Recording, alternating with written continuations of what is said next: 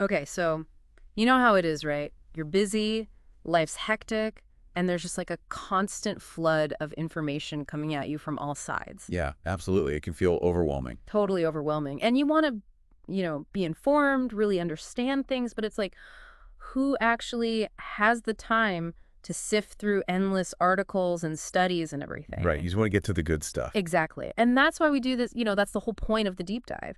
We take all that noise, all that chaos, and we distill it down to the pure knowledge, the stuff that really matters, tailored for you. Yeah, like a shortcut to understanding. Exactly. And today we're tackling something that I know is on your mind: how to learn quickly and thoroughly without feeling completely overloaded by information. That's such a crucial skill these days, right? Oh, absolutely. In today's world, learning efficiently is key to staying ahead and feeling confident. Yeah, and sometimes it feels like the amount of information out there is more of an obstacle than an opportunity. So for this deep dive, we've dug up a bit of a classic, a book from 1965 called How to Double Your Power to Learn. Oh, wow. 1965, that's going back a bit. I know, right? But trust me, the ideas in this book are surprisingly relevant even today. Yeah. The author really lays out these clear, actionable methods to dramatically improve how you learn. It's kind of fascinating looking back at a resource like this because it strips away all the digital distractions we have today. It focuses purely on how your mind works, how to create good learning That's habits. a great point. And those core principles are more valuable than ever in our distraction-filled world. Absolutely. So our mission for you today is to get straight to the good stuff. We're diving into this book to pull out the most practical techniques, the real game changers that you can start using today to learn smarter, not harder. Yeah, forget all those dusty theories. We're all about concrete strategies. Exactly. And you know what? The book starts with a really empowering message. Oh. Yeah, the core idea is that learning isn't some kind of fixed trait that you're born with. It's a skill that you can actively develop and improve. So it's not like you're just stuck with whatever learning ability you think you have. Precisely. The author really emphasizes that technique. Having clear direction, good guidance, a systematic method, that's what truly drives success in learning. It's not just about your IQ or some kind of natural gift. So if you've ever felt like you struggle with learning, it might be because of the strategies you're using, not some inherent limitation. Exactly. And the book kind of hints that maybe we weren't really taught how to learn effectively. We went through school focusing on what to learn, but the actual skills of efficient studying those were kind of overlooked. Yeah, I can definitely relate to that. No one ever really sat me down and said, okay, here's how you study effectively. Right. It was just assumed we'd figure it out. Okay, so let's jump right in. The book starts with a little self-assessment, a few questions to get you thinking about your current study habits. Okay, I'm ready. Hit me with these questions. All right, so think about this. Do you often find yourself with torn up notes? Do you often find yourself finishing assignments at the last minute? Do you tend to cram for tests, like just pull all-nighters and exhaust yourself? Does the thought of an exam make you seriously anxious? Oh, wow. Those are hitting a little too close to home for me, especially the cramming part. I was the queen of cramming in college. I think a lot of us were. But that's exactly the point of this self-assessment, to help you pinpoint where your current habits might be holding you back. The more yes answers you have, the more brain power the book suggests you might be losing because of less than ideal learning approaches. Even just one yes is a sign you could improve. Exactly. And you know what? If you said yes to 4 or more of those, the book suggests that you might actually be underachieving. You could be getting way better results than you are right now. Really. So these techniques could be the key to unlocking that potential. That's the idea. And if you're up there in like the 6 or 7 yeses, well, the book offers a pretty exciting prospect. It suggests that you could see massive improvements, like truly dramatic improvements, without a ton of struggle. That's encouraging. Makes you want to keep going. Right. So after you've kind of taken stock of your habits, the book lays out this really straightforward 4-step process for effective learning. Okay, I'm all ears. Lay it on me. All right, so it goes like this: reading, understanding, remembering, and this is key, reproducing the information, like explaining it in your own words, or if it's math, being able to solve new problems. So it's not just about passively absorbing the information. Exactly. That final step, reproduction, that's where true mastery happens. If you stop at just absorbing without being able to actually use the information, you're only getting about half the value from your efforts. It's like reading a cookbook, but never actually cooking anything. That's a great analogy. You got to get in the kitchen and put that knowledge to work. So how do we make sure we're actually putting these new learning methods into practice? Great question. The book introduces something called the 10-minute achievement check. The 10-minute achievement check. Yeah, it's pretty simple. The idea is to dedicate at least 10 minutes every day to trying out the techniques you're learning. The time of day doesn't matter so much, but it has to be a time when you can fully focus, no distractions, no feeling rushed. 10 minutes a day, focused on these new techniques. Got it. And you know what? Think of it like building momentum. You start with just 10 minutes, but as you get more comfortable, you can gradually increase that time. Yeah, make it a consistent part of your routine. Now, the foundation for all of this, and this is huge, is organization. The book calls it plan direction, and it stresses how important it is for making the most of your study time. So having a plan is key. Makes sense. Right. The book even claims that good organization can help you get twice as much done in half the time. Wow, that's a bold claim. But if it's true, that's a game changer. I know, right? And then it gets into some really practical tips for making that daily study time as productive as possible. The first tip is to treat this time with the same importance you would your actual work. Schedule it consistently, like it may be the same time every evening, and then actually start promptly. Don't procrastinate. So make it a non-negotiable part of your day, like a meeting with yourself. Exactly. The next tip is about having a dedicated study space. Same place every time, ideally a spot that's comfortable, well lit, and has all your materials ready to go. That eliminates the whole, oh, where's my pencil, where's my notebook routine. Wow, right? All those little distractions add up. And probably the most important tip, especially in today's world, is to minimize distractions during that dedicated study time. Oh, tell me about it. Distractions are everywhere these days. I know. The book suggests this ideal setup. Closed door, no radio or TV blaring in the background, no interruptions from family or friends, and definitely no checking your phone. A total tech detox. Honestly, that sounds kind of blissful. Just pure focus. So it's all about creating a space where you can really concentrate. So we've covered the basics of effective learning habits. Now, let's get into the heart of the book, which is all about how to effectively dig out the facts. And it starts with reading. Reading. I mean, that seems pretty straightforward. I know, right? But the book emphasizes that good reading isn't just about moving your eyes across the page. It's about being strategic, being an active reader, and extracting the key information. Okay, so it's about reading with purpose. Exactly. And the book points out that if you're a poor reader, you end up having to reread things multiple times, which wastes a ton of time.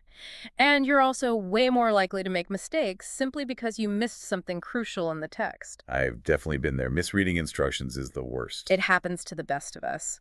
But the good news is that you can improve your reading skills with some simple techniques. And the first one the book tackles is mastery of words. So expanding your vocabulary. Exactly, because if you're constantly stumbling over unfamiliar words, it's going to slow you down and make it harder to understand what you're reading. It's like hitting a roadblock every few sentences. Right. And the book introduces this really neat concept. It points out that many words are built from smaller parts, almost like Lego bricks. You have roots or stems that carry the core meaning, prefixes at the beginning, and suffixes at the end. And a lot of these word parts come from Latin and Greek. So by understanding those building blocks, you can unlock the meaning of a ton of English words. That's the idea. The book even claims that by learning just 12 of these common Latin and Greek word parts, you can figure out the meaning of over 2,500 English words.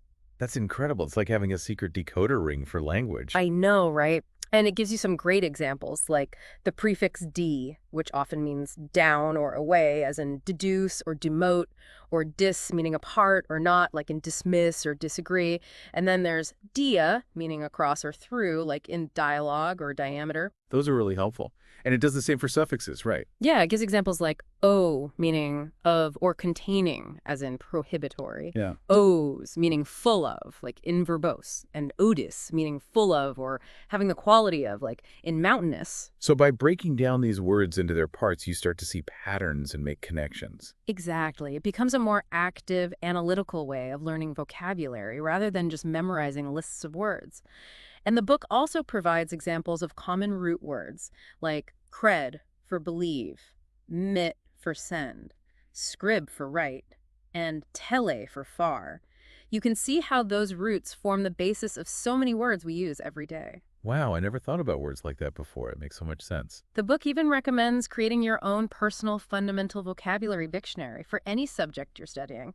Just jot down new word parts and their meanings as you come across them, and then actively look for other words that use those same parts. That's a great idea. It turns vocabulary building into a more interactive process. So once you have that foundation in word power, the book dives into its core strategy for becoming a more effective reader, and it breaks it down into 3 simple steps. Okay, I'm ready for those steps. The first step is called pre-reading, and it's all about surveying the material before you actually start reading every word. So kind of like scouting out the territory. Exactly. You want to get a sense of the big ideas, the key points, before you get bogged down in the details. And the book highlights the 4 big posts in every book that you should check out during this pre-reading phase. 4 big posts. Okay, I'm listening. First, you've got the title, which gives you a general idea of the topic. Then there's the table of contents, which is super valuable because it breaks down the book's main goals into individual chapter headings. So you can see the big picture structure of the book. Right. And then there's the index, which can help you quickly find specific topics you might be interested in. And finally, there's the introduction, which usually gives you a good overview of the author's main arguments and the book's overall purpose. So those 4 things give you a good foundation for understanding what the book's all about. Exactly. And the book suggests going even deeper than that. You should look for what it calls chapter signposts. These are things like section headings, bolded text, paragraph headings, introductory and summary paragraphs, the first sentence of each paragraph, and even illustrations or charts. So basically anything that stands out visually and might signal an important point. You got it. These signposts are like clues to the main ideas of the chapter, and the key here is to use them to create a mental outline or even jot down a quick written one of the chapter's main points before you read it in detail. So you're going into the reading with a kind of roadmap of what to expect. Exactly. And then comes a really smart technique. The book suggests turning those main ideas you've identified into questions, using those familiar question words. What, why, where, when, how, and who. So instead of passively reading, you're actively seeking answers to your own questions. Precisely. You're engaging with the material in a much deeper way. And that leads us to step 2, which is called power reading. This is where you actually read the text, but you're reading it specifically to find the answers to those questions you generated during pre-reading. It's like you're on a mission looking for specific pieces of information. Right. And the book also introduces the technique of underlining here. But it emphasizes that you should only underline the specific words or phrases that are absolutely essential for remembering the key information.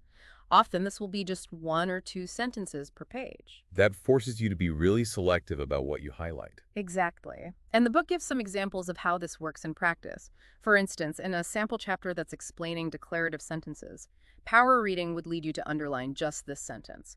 A declarative sentence makes a statement. It is followed by a period. Everything else in that initial explanation is less crucial for immediate recall. So you're really zeroing in on the core concept. Right. And in the sample chapter about the geographical advantages of Greece, the underlining focuses on key phrases like one great geographical advantage, its situation encouraged navigation, and then the specific reasons why, like irregular coasts provided sheltered anchorages and destructive storms seldom occurred. Interesting. So the underlining guides you towards the most important details. Exactly. And in the business administration chapter on cutting costs, power reading directs you to underline the 5 main areas for cost reduction: raw materials, capital equipment costs, manufacturing costs, sales expense, and general and administrative overhead. Those are the key takeaways from that section. Right, because those directly answer the implied questions from the section headings. So you've pre-read the chapter, you've formulated your questions, you've power read and underlined the key answers. Now it's time for step 3, which is note-taking. So this is where we synthesize all that information we've gathered. Exactly. The book recommends writing up what it calls a main thought outline in your notebook.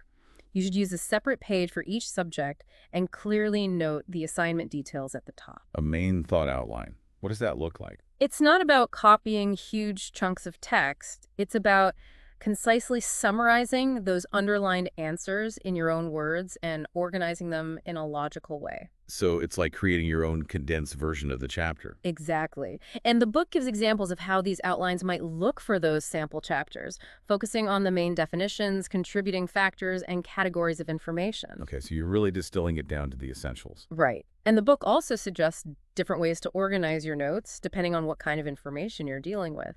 You could organize them by definition, by causes and effects, by spatial arrangement, by comparing and contrasting, by problem and solution, or even by step-by-step procedure. So you're choosing the structure that best suits the material. And the last part of this three-step reading process is to actually review your main thought outline.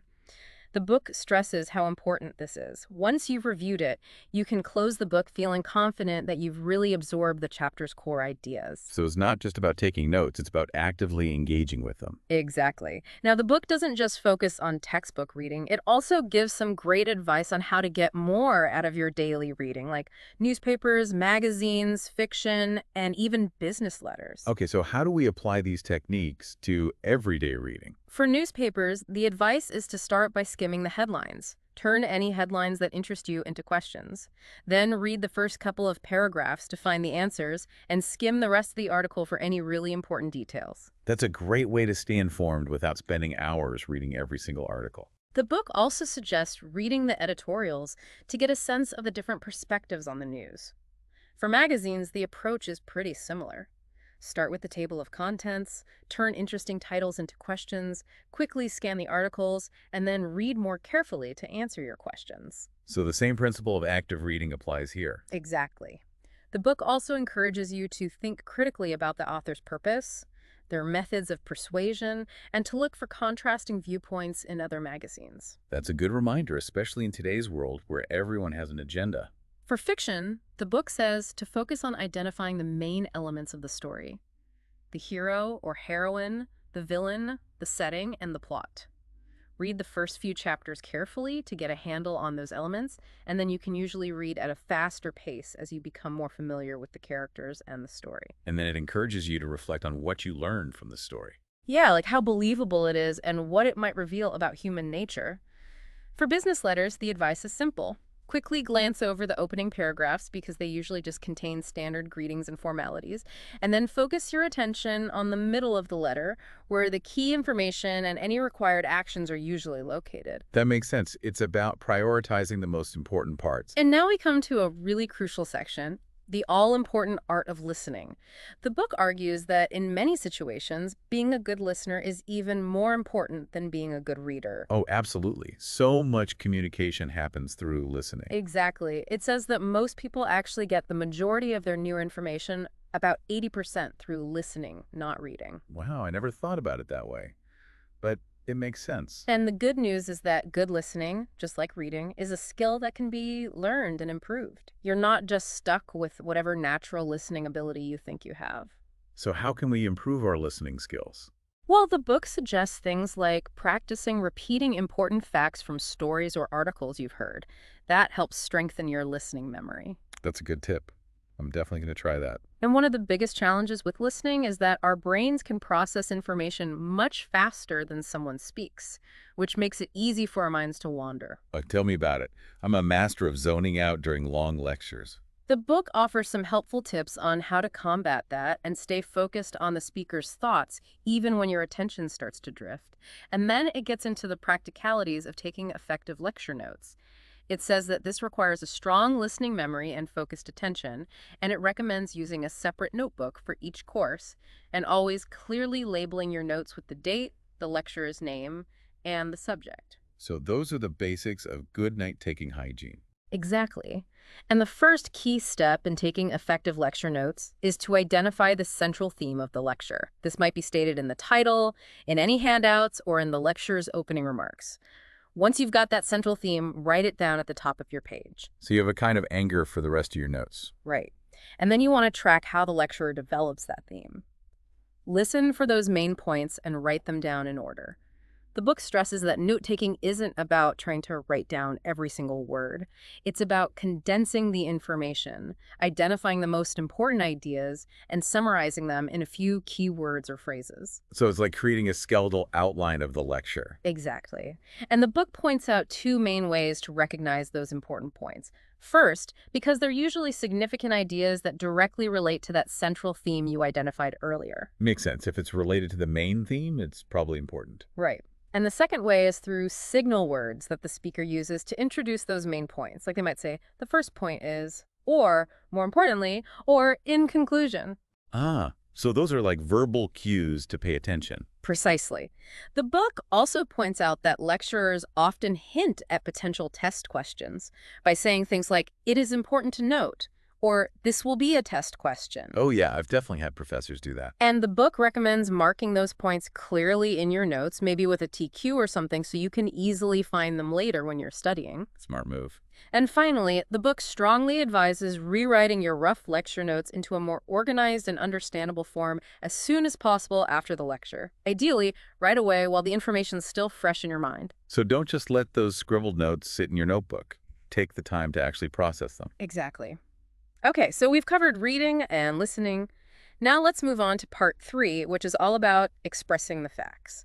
This section focuses on improving your writing and conversation skills. Okay, so how do we become more effective communicators? Well, the book starts with a section on correct spelling made easy. It introduces this 3-step method for mastering those tricky words that you always seem to misspell. Oh, I definitely need help with that. There's certain words I just can never seem to get right. The first step is to visually highlight the part of the word that you consistently get wrong. Write it in capital letters so it stands out in your mind. Okay, so make that trouble spot really obvious. Right. The second step is to come up with what the book calls a spell-alike. It's a simple word or phrase that sounds similar to that difficult part of the word and helps you remember the correct letters. Like a mnemonic device. Exactly. Okay. And then the third step is to physically reinforce the correct spelling by writing the entire word out several times, but make it like twice as large as you normally would. The idea is to build what the book calls arm-feel memory. So it becomes almost a physical habit to spell it correctly. Precisely. And then the book moves on to how to write easily and quickly. It emphasizes that both fluency and accuracy in writing come from practice and planning. You need to have a clear strategy and a specific goal for every piece of writing you do. So don't just start writing aimlessly, have a plan. Exactly. And to help you create that plan, the book introduces a series of direction questions. Direction questions. Yeah, they're designed to help you clarify your topic, define the scope of what you're writing, and identify your main points before you even start writing. Okay, I'm intrigued. Give me an example. The book uses the example of, should America try to be first to land a man on the moon? So before you even start writing, you'd ask yourself questions like, what's the central idea? What are the boundaries of the topic? What are the arguments for and against? What's the most logical order to present your points? So you're really thinking it through before you put pen to paper. Exactly. And once you've answered those questions, the book explains how to organize those answers into a main thought outline for your writing, just like you did for reading comprehension. So that outline becomes the backbone of your essay. Exactly. And then it offers some general tips for writing clearly and effectively, like using shorter sentences, keeping the subject and verb close together, and using transition words to guide the reader smoothly through your ideas. Those are great tips. I always struggle with transition words. I think a lot of us do. Okay, so let's shift gears a bit and talk about math. Part 4 is titled, Mathematics Can Be Fun If You Do It This Way. Math fun. That's a bold claim. I know, right? But the book argues that anyone can improve their math skills with the right approach. And it highlights 3 key areas to focus on: accuracy, understanding abstract concepts, and solving word problems. Those are definitely the biggest challenges in math. To improve your accuracy, the book stresses the importance of memorizing the fundamentals, like your addition and multiplication tables, through consistent practice. It also suggests identifying those troublemaker numbers or types of problems that you consistently get wrong and working on those specifically. So it's about targeting your weaknesses. Exactly. And of course, keeping your math work neat and organized in a notebook is key. Good organizational skills are essential for math. Absolutely. Now, the book reveals what it calls one simple secret to avoid a lot of common math errors, and that secret is precision. Precision. Okay, tell me more. It comes down to three main rules. Write each number correctly and legibly, align columns of figures precisely one under the other. The book even suggests using a ruler to help you with this, and carefully copy each problem exactly as it's given to you in the textbook or on the board. So it's all about being meticulous and detail-oriented. Precisely. And to make abstract mathematical ideas more concrete and understandable, the book suggests using physical models. Like for fractions, you could draw out a hole and then shade in the parts to represent the fraction. That's a great way to visualize it. And for decimals, the book recommends relating them to something familiar like money. Think in terms of dollars and cents. Makes it a lot less abstract. And then, for word problems, the book provides a step-by-step technique. First, read the problem carefully and underline those key words. Second, ask yourself, what information am I given to identify the starting facts? Third, ask, what am I being asked to find to clarify what you need to solve for? And finally, decide what's the best method to choose the right mathematical procedure. That breaks it down into manageable steps. And the book really emphasizes that in math, understanding the method is often more important than just getting the right answer. That's a great point. It's not just about memorizing formulas, it's about understanding the why behind them. Exactly. And that brings us to part 5, Mastering Facts, the Art of Remembering and Review. This section is all about solidifying what you've learned and preparing for tests. The review process can make or break your learning success. I completely agree. And this section starts by reframing errors. It says that mistakes are actually a valuable part of the learning process. Wait, mistakes are good. Well, not good in the sense that you want to make them, but good in the sense that they can teach you a lot. The book calls errors the royal road to knowledge because they highlight areas where your understanding might be incomplete. So it's about learning from your mistakes, not just getting frustrated by them. Exactly. And it lays out a 5-step process for doing just that. First, locate the specific error you made. Second, analyze why you made that mistake. Third, correct the thinking or the operation that led to the error. Fourth, redo the problem correctly.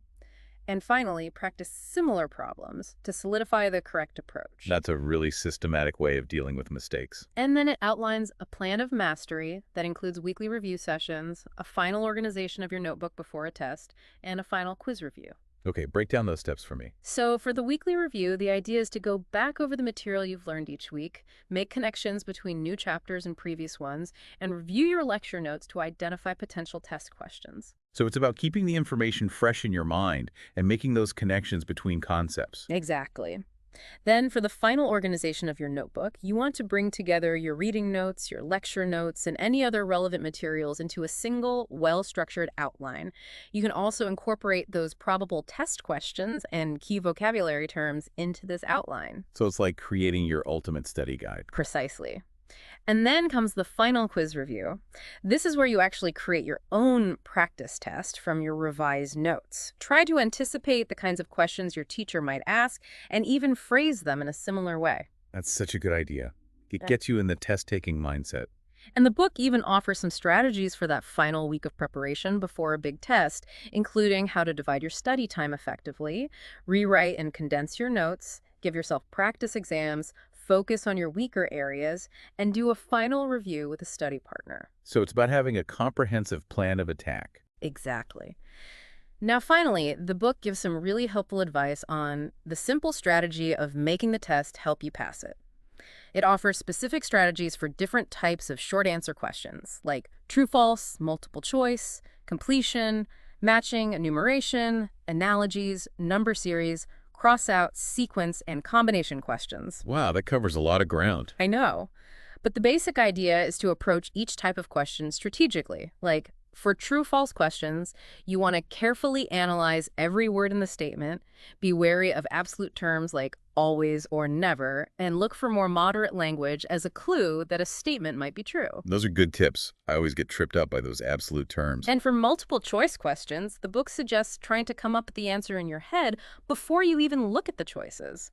Then read each option carefully, eliminate the ones you know are wrong, and try to figure out why they're wrong, and be wary of extreme options. So it's about being a critical thinker, not just blindly guessing. Right. And the book also points out that test makers often put extra care into wording the correct answer, so look for subtle clues that might indicate the best choice. For essay tests, the advice is to really understand the grading criteria. What are the key elements the teacher is looking for? Often it's clear organization and the effective expression of your ideas. So it's not just about what you know, it's about how you communicate it. Exactly. The book recommends dividing your time wisely, spending about 1/5 of your time planning and outlining your answer, 3/5 writing, and 1/5 reviewing and checking for errors. That's a good time management strategy. And it emphasizes the importance of understanding those key essay prompt words like enumerate, summarize, compare, contrast, and discuss. Each word has a specific meaning and requires a slightly different approach. So you need to pay close attention to the wording of the prompt. Absolutely. And the book suggests using visual aids like diagrams or outlines to enhance your answers, and even trying to think from the teacher's perspective when you're constructing your response.